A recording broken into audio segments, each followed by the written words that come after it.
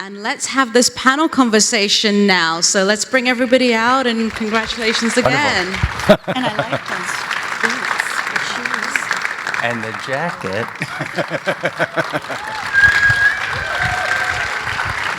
We get cozy chairs this time. Where do we want this? You can start filling in down the end. Yes. All right, let's give everybody a round of applause as they come back out again.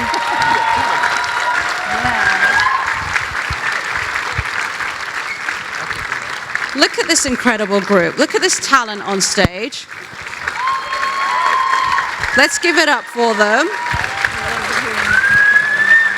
Are you all having fun? Are you guys having fun? Are you hanging in there today? All right. Frederick, I'm just going to come straight to you because your story is really inspiring. You are the second Asian American ever to be nominated in the hair and makeup field. Like, talk about, yes, thank you. Thank you very much. What does that mean to you, like your legacy, all of you, you know, it's now cemented in Oscar history, but what does your nomination mean to you? I mean, it changed it completely from just becoming about my work, finding out that I am the second Asian American makes it much more meaningful in the sense of, I just feel so much pride. My parents are refugees from Vietnam and the Philippines. So being the first generation in the United States to, you know, change that narrative for my family and for many, many people are going to look up to me now. It makes me feel such a sense of pride for everything I've done so far. And I wish to continue to be a great representation for my community and my, you know, the Asian community. Well, congratulations. Thank you. All right, let's do some fun questions. I'm going to start with you, Lynn. What films were influential to you growing up? What films were influential to you as I'm here talking to you because in 1989, The Little Mermaid exploded my brain. I couldn't believe I was watching a musical number that took place underwater. I couldn't believe, and as I've grown up, my appreciation for it has only grown. The way Howard Ashman was able to write a lyric and make it both incredibly iconic and conversational and spontaneous. The notion of a lyric like, what's a fire and why does it, what's the word? Burn. The fact that she's looking for the words the entire time she's singing the song is what takes it from being like a ballad that is pretty to this insane one-act play and work of art. So, you know, I'm always chasing part of your world. That's like the gold standard. Yeah, but yes. I don't know if you know this, but Lynn is working on The Little Mermaid. Just a bit. And I want you to know, we changed exactly 0 of the songs that already exist in it. They are as they were in the movie. All Alan and I did were find some new moments for some new songs in it. But like that song, and man, wait till you hear Hallie sing this song. I cannot wait for you to hear it. Yeah, it's an actual dream come true to get to work with Alan Menken because that movie's the reason I'm here. Oh my gosh, we're all being teased now. Jacqueline, for you, what film was influential to you growing up? Your mic. Oh, yes, my mic. I don't know. I think the film that affected me the most growing up was maybe seeing Notorious. It was chilling to me, and I just loved it so much. The actors, the wardrobe, the mood. I just loved it.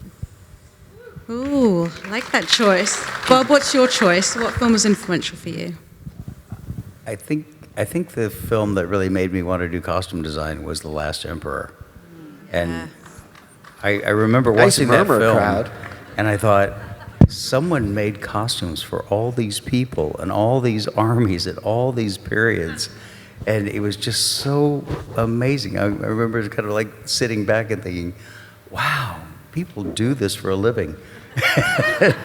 And it made me want to do this. Oh my gosh, The Last Emperor, what a film. Okay, I'm going to switch this up because Paul thinking he can think about his answer. What's your answer? My answer is really ridiculous because, well, actually growing up, those magnificent men in their flying machines, for some reason, I saw that as a 70mm print, and it was incredible, and it just got me hooked on the sound. And then later on, I was working with the band Yes, and we were recording at Sunset Sound in LA. And one night, Chris Squire came in with this VHS and said, "Look, I got this film. This is Spinal Tap. We have to watch it."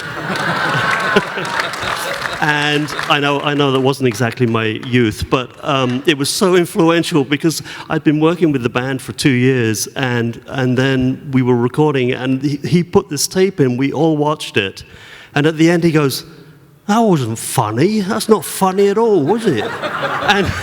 And I just like died because it was my life. It was exactly what was going on. This is Spinal Tap is such a good movie, though. I loved it. It's great to this day. Tamara, what film was influential for you? Jeez, film's not. Okay, as a young child, I have to say Mary Poppins, followed closely by The Sound of Music. Quite honestly, I think that's what made me want to work in film. I was just enamored. We didn't have video back then. I'm aging myself, but I think I begged my parents to see Mary Poppins about 7 times in the theater, and then Sound of Music. And then one day I got to work with Julie Andrews, and I just about keeled over meeting her. She's like a goddess. And then like other movies, like, I don't know, like Apocalypse Now, Nashville, like just, run the gamut. Spinal Tap, I know. Jermaine? Well, I'm going to also say Sound of Music as a young girl. I love Julie Andrews. I love the song My Favorite Things, and I loved her singing, at the top of her lungs. But later, when I was out of college, I saw Like Water for Chocolate, and that was a film that inspired me, and I thought, I'd love to do music for a film like that. Greg? Well, you might think that it might have been like a dark film like Blade Runner or French Connection or something like that, but actually the first memories, I guess this wasn't a true inspiration for me to do film, but the first memories of making movies was a film called Grease, which me and my sister and our friends were all like, we knew every single word for every single song. Tell me more. Tell me more. Well, Was it love at first sight? it's a funny thing is because, like, Olivia Newton-John was Australian, so we connected with Olivia Newton-John. But I was devastated when I learned that Olivia Newton-John married Matt Lattanzi and not John Travolta. And so it kind of proved to me that actually, we were 7 or 8, so it just proved to me that films are actually more than something on the screen. They actually inhabit your psyche, and we believed this. That we believed that in Venice High, and they drove into the car and they flew into the air, right. And they got married. So I watched it with the kids recently, with my children, and it was amazing. It hadn't aged at all. It hadn't aged. So that's my film, Grease. Yes, it is a timeless classic, that film. I need to watch it again. It's been a while. Peter, for you, what's been your most influential film? I think for me it's Chopper by Andrew Dominik. It's a weird choice, but I'll tell you why. I mean, it's a great film, but it's kind of the first film I saw. I'm from a part of Melbourne that isn't represented on screen very much, the western suburbs, and it's kind of that world. And to see it on screen made me think, wow, you can make this film in Australia, and you can actually do this job, making films that you can love. So that's why. And I also love Andrew Dominik's work. So. Kelly, for you? Yes. Well, I'm a visual effects supervisor, so Star Wars. Somebody says Star Wars, yes. 1977, it's the end of May. I'm 10 years old. I bring my 3 best friends. There's lines around the block. this hype that you wouldn't believe. I go in and I just, like the world, I'm just awestruck by what I'm seeing. This is something special. This is something that's never been seen before to this kind of level, and I'm just like, whatever that is, I want to do that. And that was just it kind of blew my mind, and then it took me many, many years to kind of figure out exactly what that exactly was, but I kind of finally came around. But yeah, Star Wars for sure. Yes. Frederick, what film inspired you? Well, I mean, Showgirl, duh. For me as a hairdresser, I really, my film would be Cleopatra with the great Alexander, who was such an instrumental influence. Still to this day, he's just the most legendary hairdresser ever in the 60s and the 70s and the whole period, everything he's done. But Cleopatra was one of those films I was just like, wow, blown away with just all the looks and all the changes. It's such a great, great film for referencing. So, and Showgirls. So. Showgirls, yes, but Cleopatra's amazing. It's 4 hours long, and people, it's 4 hours long, and I would love sitting through it. Yeah, well, so was House of Gucci. So, what are you trying to say? I'm kidding. Joran, for you, what's your most influential film growing up? I don't know if I have one. You know, I grew up in Sweden, and for me, that escape of the Hollywood movies, like Spielberg especially, was a big deal. That's why I chose to do what I do. So my favorite films aren't necessarily makeup related. I think Back to the Future is one of them. That's one of my, the one I can always come back to. When it comes to makeup movies, American Werewolf in London was the one that really tipped it over for me. That's the one that made me want to do this. So I just wanted to be Rick Baker. So I still do. That film still gives me nightmares to this day, by the way. It's a good one. You shouldn't watch it when you're 7 either. But we have a lot of students here today. So what advice would you give them for those that want to get into your field in the industry? And Paul, let's start with you. I think at this point, just follow your passion. If you're trying to get into the sound industry, especially, there are so many different avenues that you could take, whether it be theater or whether it be live sound or whether it be recorded sound, editing, mashing songs up. I think just explore every single opportunity that you can that might come up in front of you, and make the inroads to make connections so that you can be in the right place at the right time, hopefully later in your career, and get started. But there are no real easy paths to get into the sound industry now. There's not a solid path. You don't just go to college and then you come out and then you're going to get a job. I think just follow your passion and take on as much work as you possibly can to open up your eyes to different facets. Tamara, what advice would you give to students wanting to get into production design? Like just looking and learning about as much as you can, looking at art, reading history, reading books, writing and making art. Immerse yourself. I think it's really important to educate and research and just learn, because it's just you're trying to draw so many different worlds and draw from so much. Amazing. Joran? Well, I think passion is exactly what you said. If you have the passion, there's nothing that's going to stop you to try to get in.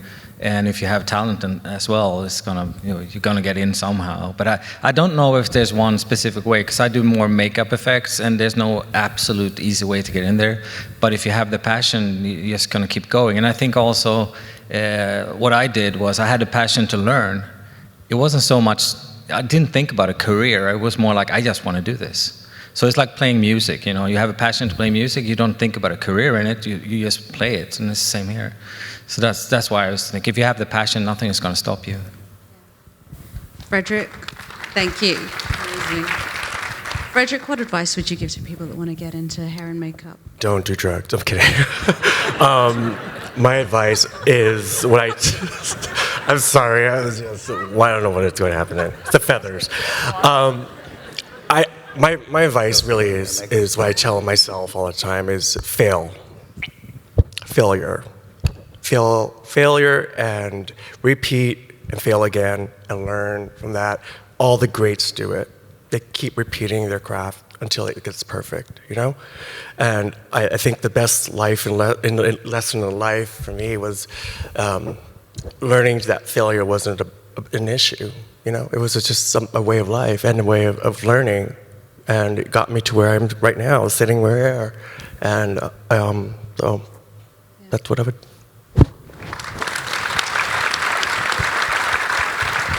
Kelly? Oh my gosh, it's such a good and important question.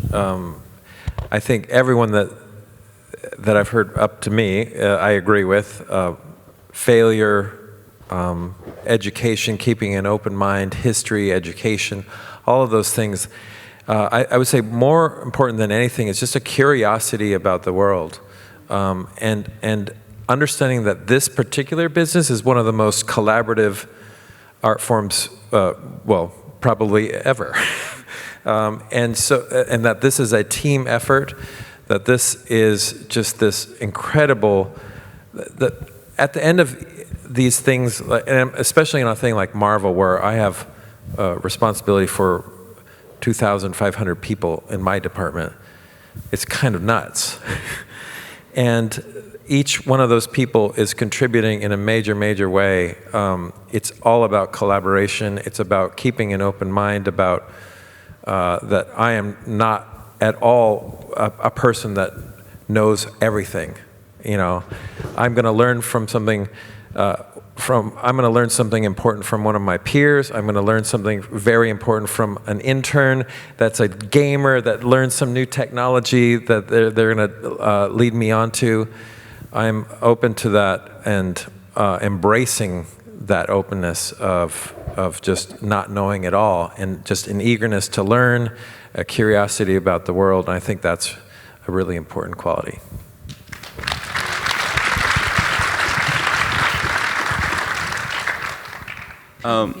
I would probably biggest bit of advice is to try to find those collaborators from the beginning, and just to find those people you can work with and you share similar points of view, or are curious about the same things, excited by the same things. Because, I mean, editing's about sitting with someone in a room for a really long time, so you want to find those people you can do that with, and you want to find those stories that you want to do that for, and it's just such a huge part of filmmaking is that collaboration and that community, and the director and the editor are pretty bonded in that role. So.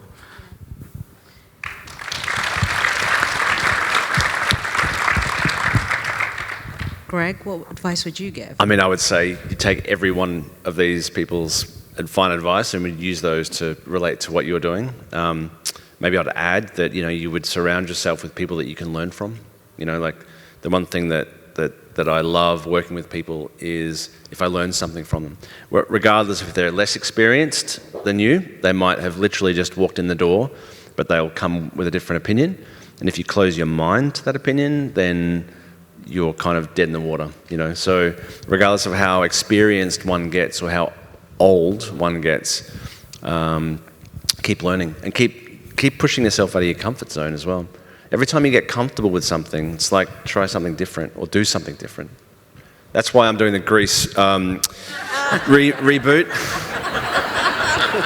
Just putting it out there, actually. I don't know. I do think that there is a Grease reboot to be had. I see you looking at Lynn. Collaboration in the next couple of years? You heard it here first.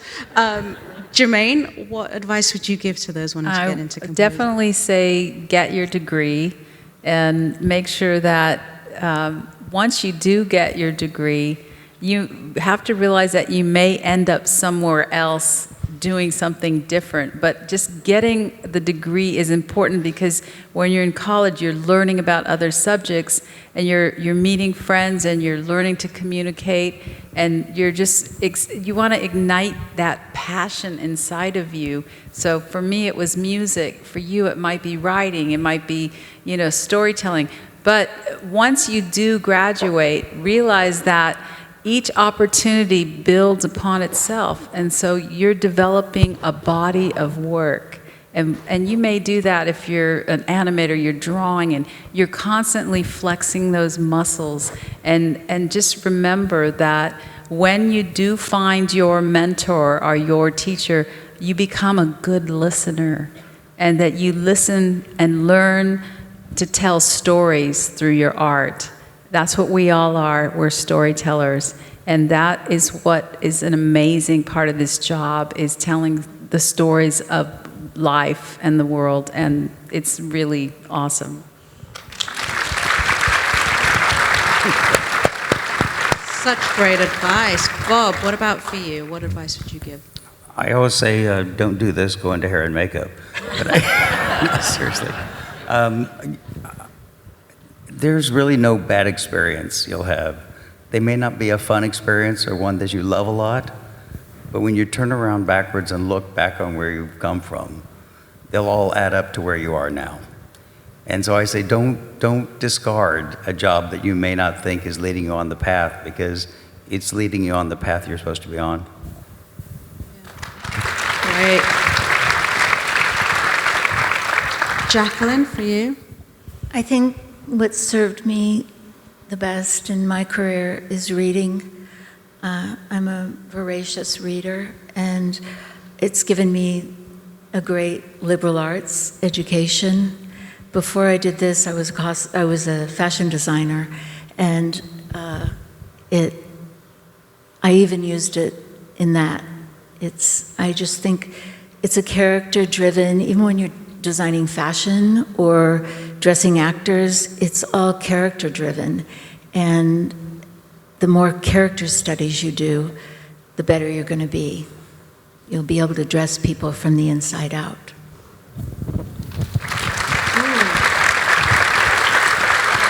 And Lynn, what advice would you give for those wanting? In addition to agreeing with all the great advice you've already gotten, see everything and watch everything. And if you are in the middle of a movie or a play or a piece of music and you don't like it, don't turn your brain off. Don't turn it off, because there are lessons in what you don't like about it. You can't make anything until you begin to form your own tastes and the kinds of thing you want to put into the world. And if you think of everything that way, there's no such thing as wasted time or a bad show. Everything's a learning experience. And you begin to form your tastes, and you begin to form the kind of art you want to put into the world. So, eat it all up. Incredible advice. Oh my gosh, love that. I want to thank everybody here.